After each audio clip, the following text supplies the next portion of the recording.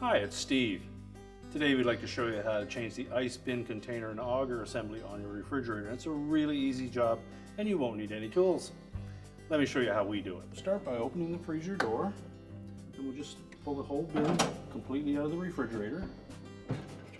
It's also a good idea to turn the ice maker off. We can close the freezer up, keep it cold in. Now with the bin removed, if your model has this container on the front, we'll need to take that off of your old ice container. Simply detach it from the sides of your ice bin. Use caution, particularly if it's still frozen. Then we can discard the old ice bin.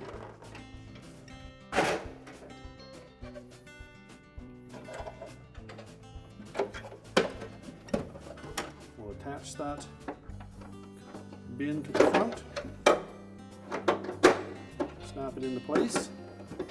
Just make sure that the auger drive is lined up with the forks on the auger so that it will slide onto it easily. And just before we install it, remember to reach in, turn the ice maker on,